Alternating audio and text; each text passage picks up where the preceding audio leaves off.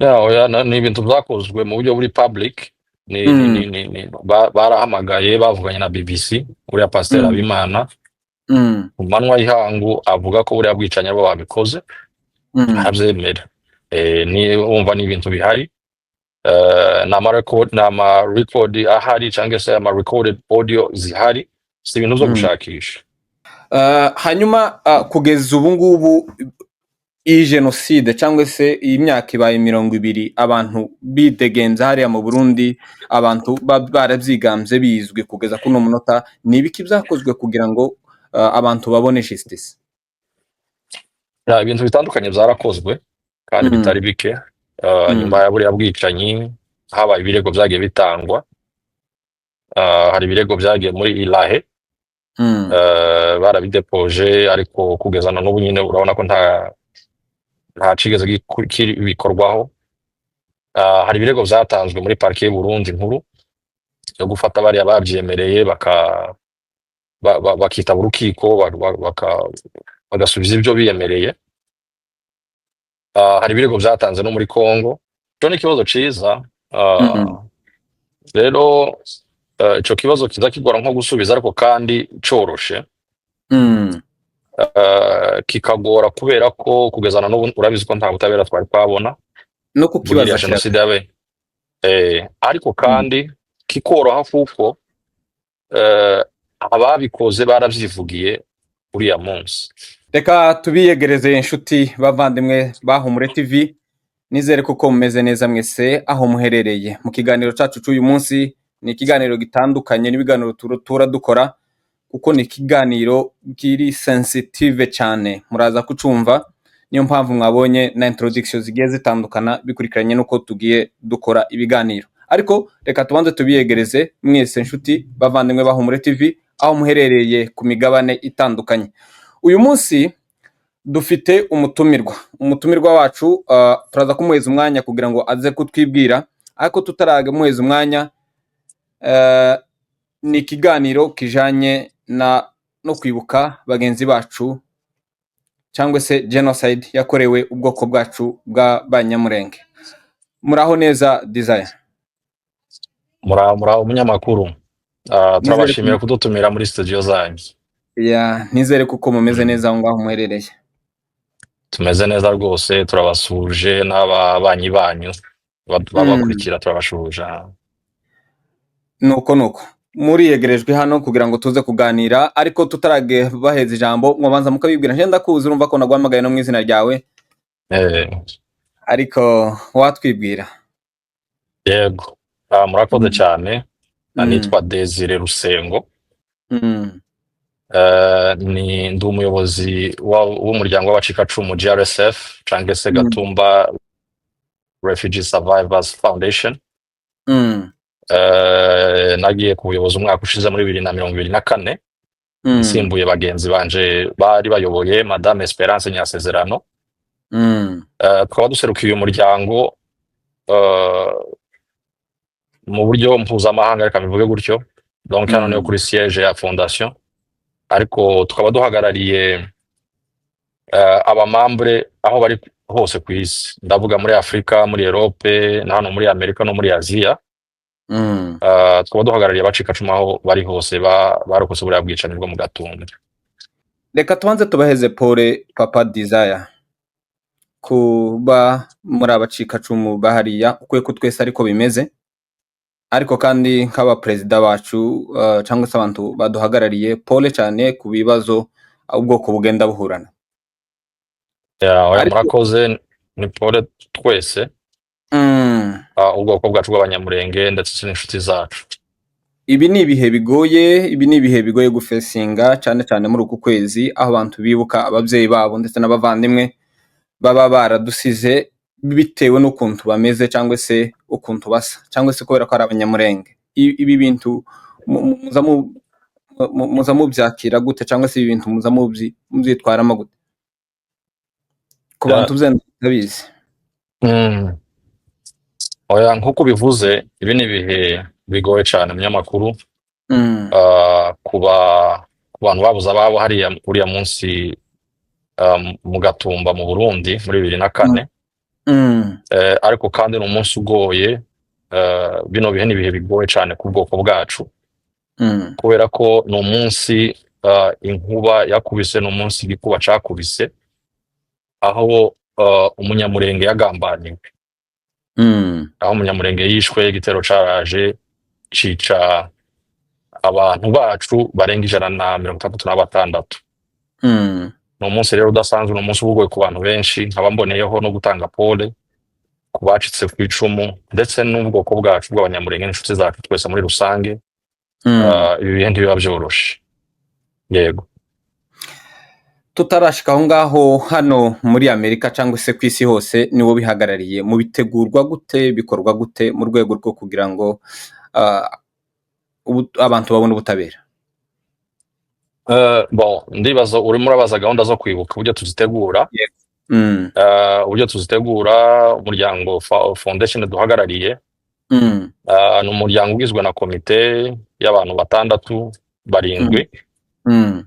Ariko kandi ayo makomite nyine none akorana n'abandi bantu nyine bahuza ibikorwa by'umuryango, cyane cyane ibikorwa byo kwibuka.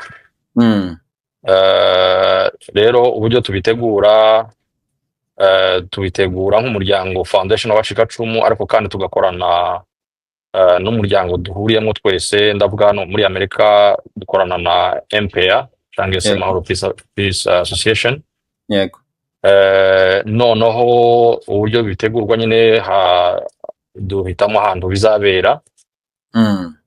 hanyuma tugatangira ibikorwa byo gutegura, byo gushaka aho abantu bazakirirwa, na gahunda zose zizakorerwa aho hantu. Mm. Tugatumira abashitsi b'imena bazaza kutuganiza no kuduhumuriza no kuvuga kuri ubu bwicanyi, kuko kubikora ntabwo ari ukunamira abadusize ririya joro, ntabwo ari ukubahesha gusa agaciro, ahubwo ni no kubavuganira, ni no gushakisha ubutabera. Muri Amerika nuko bitegurwa, ariko n'ahandi ku isi hose ni nako bikorwa.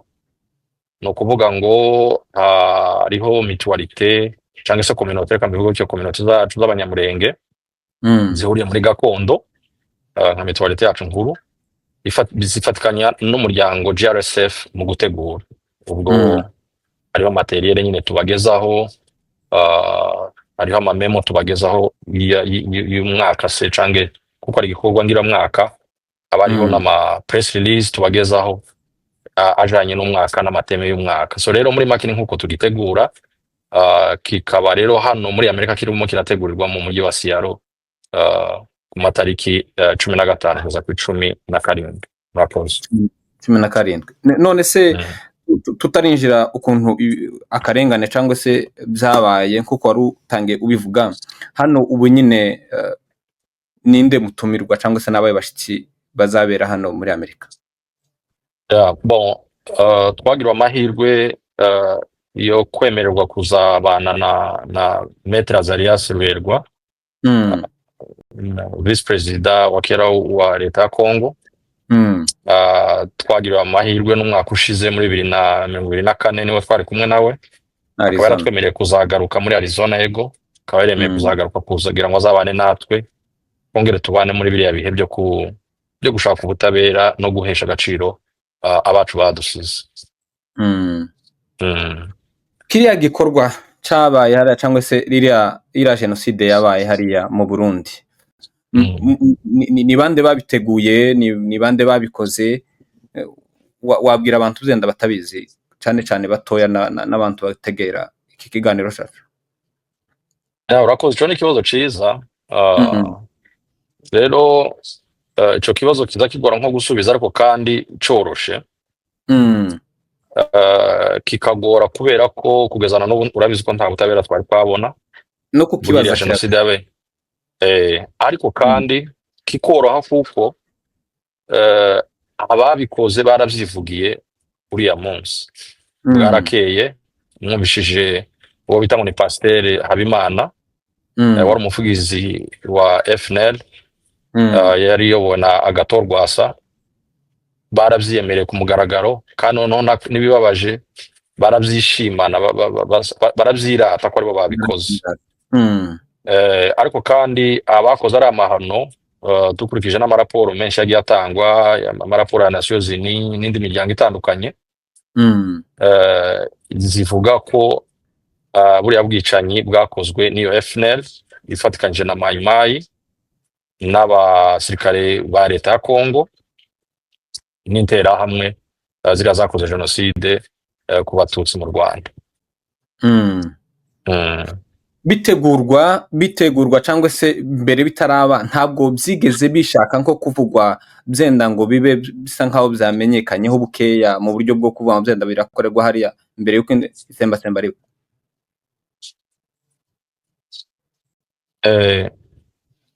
Wasubiramo ikibazo munyamakuru, ni nkaho wari wacitseho gato. Nari nkubajije ngo ese igihe byabaye mbere bitaraba umuntu ashobora kuba yakwibaza uwo mugambi utangiye gutegurwa wo kugira ngo byenda bice abanyamurenge hariya mu Burundi ntabwo byigeze bisakuza se cyangwa se byumvikane kuko hariho ako kagambane ko kuvuga ngo byenda bazi kwica abanyamurenge?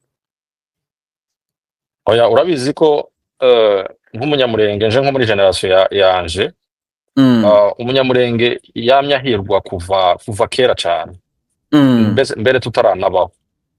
So umugambi wo kwica umunyamurenge wahozeho, reka mbivuge gutyo. Yego. Urumva twe abacu biciwe hara mu nkambi yo mu Gatumba, nuko twari twahunze, irari inkambi y'ubuhungiro. Ubwo twahunze hari imigambi yo kwica abantu, niyo twari twahunze muri Kongo, aho twari dutuye mu Ibuvira. Aho ariko usubiye n'indi myaka nyuma, ahantu henshi n'amajenoside menshi agiye akorerwa abanyamurenge. Muzamwumva ibyabaye mu Bibogobogo, muzamwumva ibyabaye Lubumbashi, jewe na mfite abavandimwe banje direct, muzamwumva muri Zuri Senyuka. So umugambi rero ni imigambi yacuzwe kuva kera. N'ubu kiyayikoreka ni ukuvuga ngo umunyamurenge hari ukuntu muri kiriya gihugu ca Kongo yanzwe kandi atazizwe icaha wenda yakoze, azizwa gusa kubera uko asa. Rero wumve ko biriya byabaye hano mu Gatumba baze badukurikirana, nuko imigambi yabo bari bacuzana mbere, twari dusa n'abayicitse ariko bakomeza badukurikirana hariya i Burundi aho twari twahungiye. So urumva rero gahunda yo kwica abantu sinavuga ko ari uriya munsi yacuzwe, ahubwo ni ibintu byatangiye kuva kera na n'ubu, kubera uburyo bipfobwa no kubera ko abakomeza kwica abantu badafatwa ngo bahagarikwe, niyo mpamvu bikomeje no kuba yamakoze. Dusubiye inyuma wari uvuze ngo hariho abantu babyiganze, hariho Pasteur ndetse na Gatorwasa na za Mai Mai cyangwa se n'interahamwe za hariya mu Rwanda, mu buryo baje gutera barabyigamba kugeza ubu ngubu. Byakozwe gute? Tubwire ku ncamake ukuntu byakozwe mbere yuko byenda duprocede. Ni ibintu byakozwe mu buryo buri public, barahamagaye bavuganye na BBC, uriya Pasteur Habimana mu manwa y'ihangu avuga ko buriya bwicanyi abo babikoze, arabyemera. Wumva ni ibintu bihari, n'ama record ahari cyangwa se ama recorded audio zihari, si ibintu byo gushakisha. Ni ibintu ni izi, ni ibintu Burundi buzi, ni ibintu Kongo izi, amahanga yose arabizi. Rero uretse nabo bonyine, ubu nyine abanyamurenge babicwa muri Sud Kivu, Mai Mai zarabyirase, amaudio yarahari, yarabyirase aravuga ati mwagize ngo twarabaretse wa munsi mu Gatumba, ati umwe aranabyemera aravuga ati je uriya munsi wo mu Gatumba nari mpari, twarabisha ati twabamaza atari ko mumenye ko gahunda ari ukubamara. Byabaye ryari ibi bibazo? Ndabibaza, uraza kumbabarira nani president, jewe ndasaba, ariko uyu ni umuco kugira ngo byenda hariho generation ntoya izakurikirana kino kiganiro. Dushaka kugira ngo dutange umuco igihe byabaye nuko byakozwe, kugira ngo byenda bagende nabo bamenya akarengane kabayeho k'abanyamurenge. Igihe ubaza igihe ubwicanyi bwabereye? Yego. Ubwicanyi bwabaye muri 2004. Imyaka 21 irashize. Ico gihe twe twari tukiri n'abatoya, twari dufite imyaka nk'icumi cumi n'itanu. Mm. Eh, ico gihe vyabaye cari igihe gisa n'ikigoye cane ku banyamurenge, hari Mm. intambara, hari amatansiyo y'intambara. Ubwoko bwacu bwari butuye i Bukavu bari bahunze, ariko uko hari Mm. habaye imvururu z'intambara, natwe abari batuye i Buvira bari batangiye gufata abantu, bari batangiye gushira amatractor kuriya abakongomani bazabikora, ndavuga bariya bene wacu, bateganya gutera abantu barahunga. Mm. So vyabaye mu 2004 mu kwezi kwa munani, hari tariki 13. Mm. Yego. Hanyuma kugeza ubu ngubu iyi jenoside cyangwa se iyi myaka ibaye 20 abantu bidegenza hariya mu Burundi, abantu baravyigamvye bizwi kugeza kuno munota, ni ibiki vyakozwe kugira ngo abantu babone justice? Ibintu bitandukanye vyarakozwe kandi Mm. bitari bike. Mm. Nyuma ya buriya bwicanyi habaye ibirego vyagiye bitangwa. Hari ibirego vyagiye muri Ilahe, Mm. barabidepoje, ariko kugeza na n'ubu nyine urabona ko nta cigeze bikorwaho.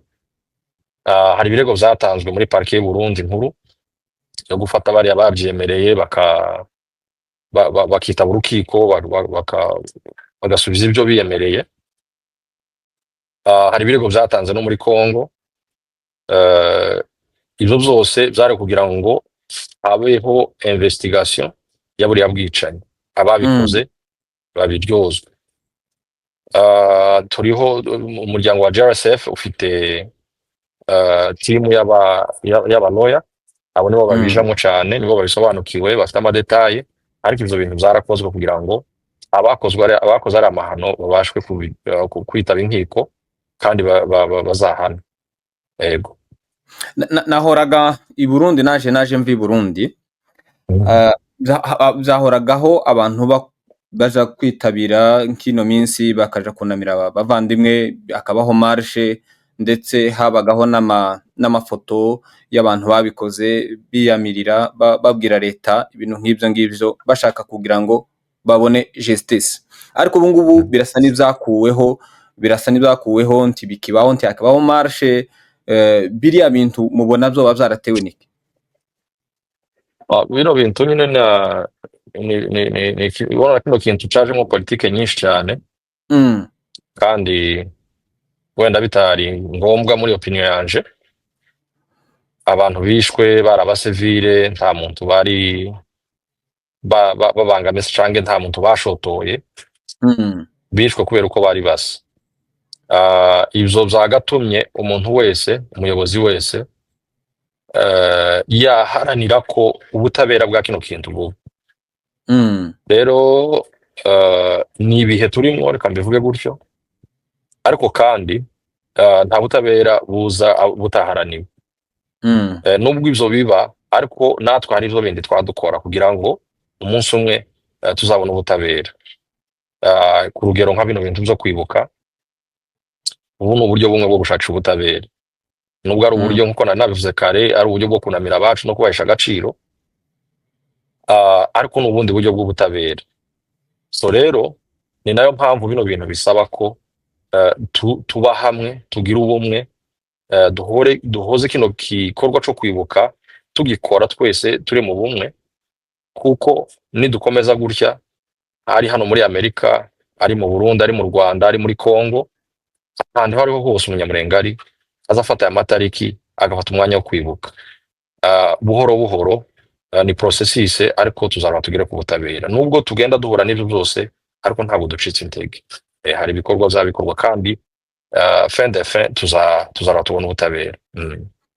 Aho ngaho navugaga mu Burundi, kuko nje narahabaye, mbona ibigenda bihinduka uko bagenda babihindura, ndetse basa n'ababipfobya kugeza kuri no munota. Ivyo vyerekana kuko vyenda Uburundi bushigikiye bariya abantu babikoze, cyangwe ni mu rwego rwo kugira ngo vyenda, cyangwe simbitahura nje muri ubwo buryo. Ni ibiyenshusho mwebwe? Twebwe biriya bintu abantu bashobora kubivuga gutandukanye, ariko hari abavuga ko ari ugupfobya.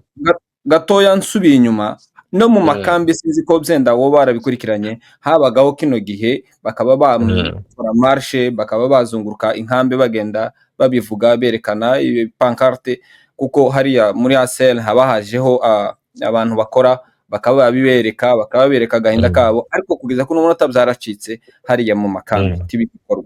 Na hariya i Bujumbura ntibigikorwa, hasigaye habaho gusa umunsi rimwe na rimwe ugasanga bagiye kunamira abantu gusa, ariko bikakorerwa gusa muri sale. Kandi hariya ariho hakagombye kubaho igikorwa cane co kwibuka mu rwego rwo kugira ngo bakomeze batakire leta mu kuko ababikoze n'ubu ngubu bahari, ndetse bamwe bakora muri leta.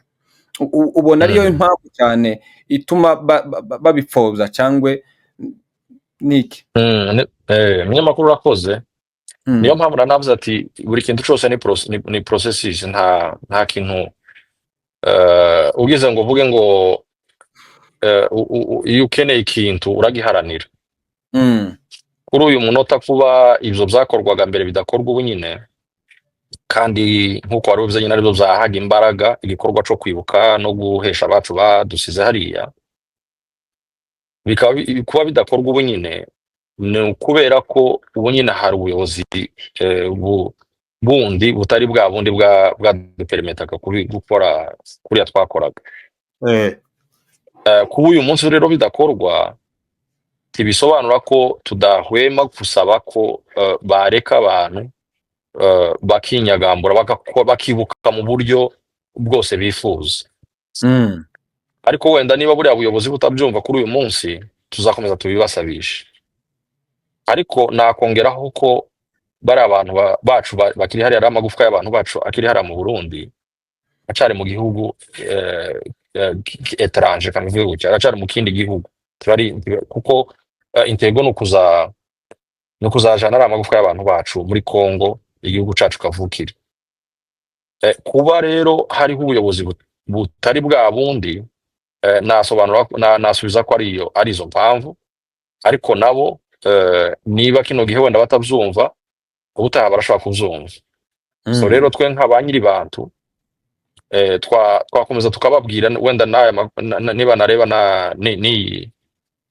iki kiganiro, nta kindi umucikacumu yifuza, nuko tubasha kunamira abantu bacu mu mutekano, mu bwisanzure bwose bushoboka n'ubutabera. Ivyo ngivyo tubisaba leta y'u Burundi hari ubu nyine, kandi bimwe barabitwemerera nubwo ibindi batabitwemerera, ntituzareka kubibasaba. Murakoze. Hanyuma tugarutse inyuma, ko turicwa n'ubu ngubu jenoside kirakorerwa abanyamurenge hariya muri Kongo, ariko hariho bamwe muri twebwe b'abanyamurenge batabihesha agaciro ndetse bakanabihakana kuko tutari kwicwa hariya iwacu. Hariya hoho mubibona gute nk'abacikacumu? Twebwe nk'abacikacumu cane ibitureba, nubwo nyine ubirebye muri rusange bisubira kandi bikagaruka mu bwicanyi bwakomeje. Biriya bintu amacakubiri yabaye menshi cyane muri kino gihe, umunyamakuru nawe urabizi. Abantu bagize imyumvire itandukanye, ariko jewe co ndagisubiza nk'umunyamurenge, navuga ko ibi bintu rwose ntibizadufasha, ibintu by'amacakubiri zo kutumva ibintu kimwe, mu gihe inkota ituri hejuru. Uwo bwicanyi ko burasasirwa kandi buzakomeza. Nkaba navuga ngo umunyamurenge wese agomba kuba ubumwe hagati yacu abanyamurenge. Nihataba ubumwe, umwanzi azabonera aho yinjirira, kandi nivyo vyabiwe ubu nyine. Iyo tuza kuba dufite ubumwe, dusenya umugozi umwe, turwanya umwanzi turi umwe, ntaco tunanira. Ariko kandi nubwo hari abumva ukundi, cyangwa se bagahakana bagapfobya ibiri kuba, bagapfobya jenoside, bagapfobya jenoside iri kubera ku munyamurenge. Ubu nyine umunyamurenge muri Kongo, nzi ko rimwe na rimwe bavuga ngo bariya bari hariya, tuvuge nk'abari muri leta, ngo nta kibazo bafite.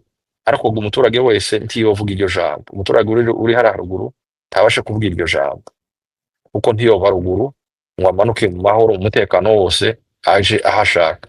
Zozo turabizi, abantu bose barabizi. Rero muri kino gihe ni igihe kiba gisaba aho ubwoko bugaramiwe gutya n'inkota iri hejuru baba bicwa, ni igihe c'ubumwe, ni igihe c'ubumwe, ni igihe co kuza hamwe tukirwanaho. So rero bino bihe rero nk'abacikacumu biradutangaza cane kandi birababaje cane, kubera ko umwanzi ntahagaze, ntaretse kutwica. Umwanzi aracarimo atwica, abantu bacu baracarimo bapfa, ibitero ni byinshi, ibintu byacu biracanyagwa, imihana iracatwika. Uwo ni wa mwanzi tujuru. So rero avuga ko ni ibintu bibabaje kubona hari abantu bitambika mu gihe bazi ko abavandimwe bariho inkota babicwa. Yego. 2004 mu kwezi k'umunani ku itariki 13 nibwo jenoside yabaye hariya mu Gatumba. N'abantu bangana gute bagende muri la jenoside? Ririya joro hapfuye abantu 166 n'abandi benshi barakomereka, kandi urabizi ko gukomereka gusa ntibizi gukomereka k'umubiri, ariko hari abantu babaye traumatize kubera iriya jenoside yabereye hari ahantu. Yego. Ubu ngubu ko murakora iki cyane nk'abantu babihagarariye, nk'abantu baturangaje imbere kugira ngo kino gikorwa tuzabona ubutabera, ni iki kintu cyane muri gutegura, ni iki kintu kiturangaje imbere kugeza kuri uno munota?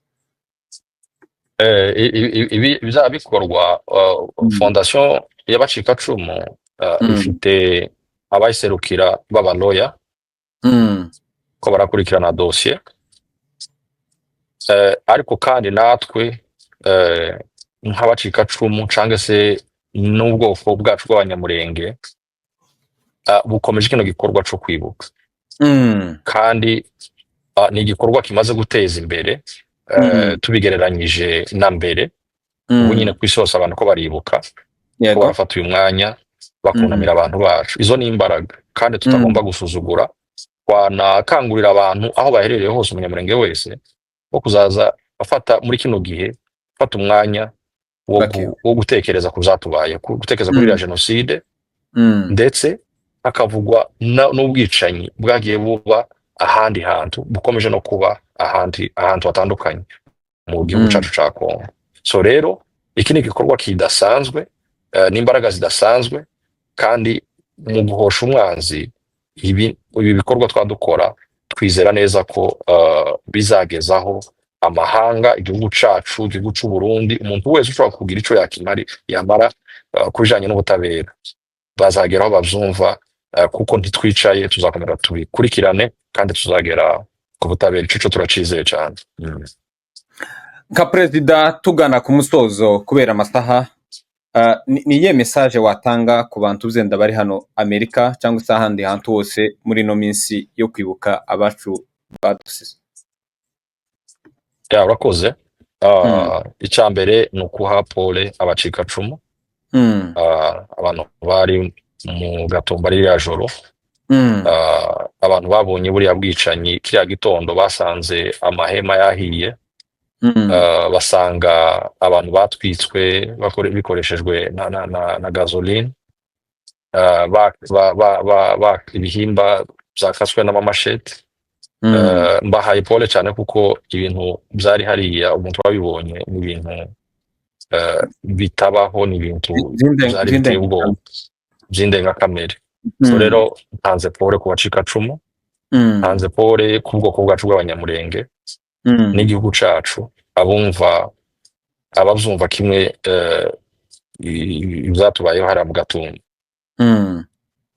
Ikindi navuga, nashimira imiryango yacu hano muri Amerika, nashimira umuryango wacu w'amahoro ubasha gufatikanya na fondation gucoordinatinga bino bintu, igikorwa cyo kwibuka kugira ngo kibe kandi kibe mu buryo bwiza, gitegurwe mu buryo bwiza, gihesha abantu twabuze hariya agaciro na bwa butabera budasigaye inyuma. Nkaba nshimira ahantu hose abantu bazaba bateranye bibuka ino jenoside yatubayeho mu Gatumba. Mu by'ukuri ni igikorwa, n'imbaraga, nizo mbaraga nibyo dukomeje kuvuga. Ibi nibyo bizavukamwo ubutabera bwacu.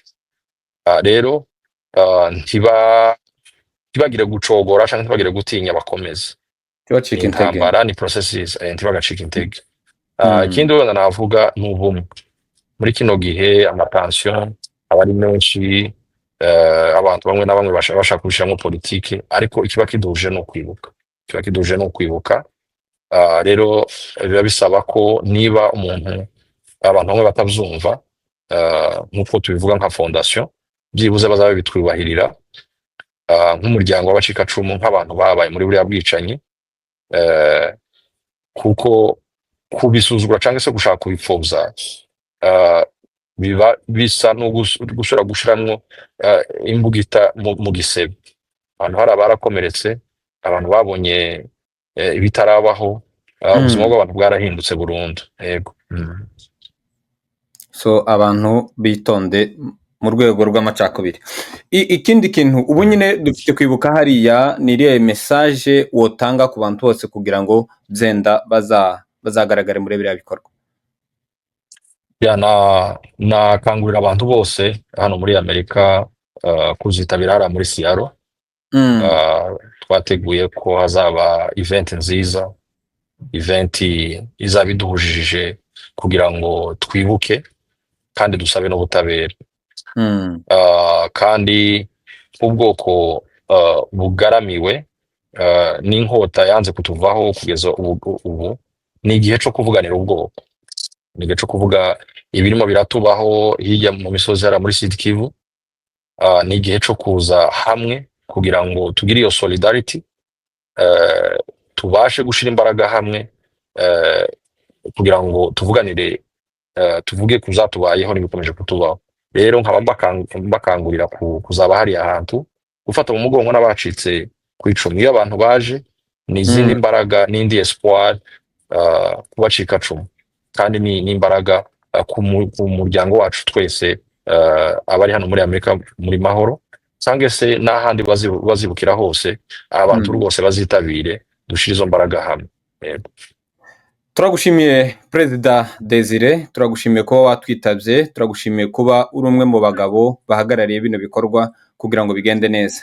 Kandi tunashishikariza abantu, tunabasaba kugira ngo iyi minsi 3 ni iminsi yo kugira ngo abantu bibuka babo, abantu babiheza agaciro, abantu bagerageza bayashaka imyanya, ndetse bazitabire muri biriya bikorwa kugira ngo dukomeze duheshe abacu agaciro, tunabasabira ubutabera kugira ngo bakomeze barenganurwe. Turashimye cyane mon Perezida. Murakoze cyane umunyamakuru, mwagize neza cyane. Reka we navuga akajambo ka nyuma kandi. Ego mon Perezida. Nanone ni muri ya gahunda nyine yo kwibuka, uhereye ku cyumweru tuzatangira icumweru cyo kwibuka, niko twacise.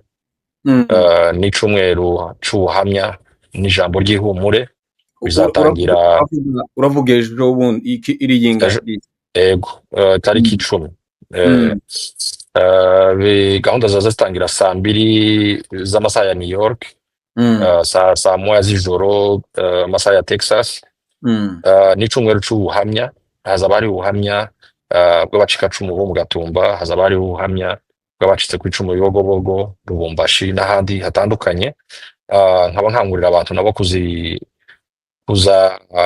hariho link tuzatanga, bazinjire kugira ngo bazumve ubuhamya bw'abacitse bizakorerwa zose. Bizakorerwa hehe Perezida? Ni kuri YouTube cyangwa ni kuri X cyangwa ni kuri Zoom? Umurongo ni wa Zoom. Zoom nkuko tubizi, tuzayitanga, izaba ari ku mbuga z'imihana za mahoro. So bazinjira, ariko kandi bizaba biri no kuri YouTube abantu bakurikirana. Oye nuko murakoze cyane kuba mubitegura neza, kandi ndizera kuko bizagenda neza mon Perezida.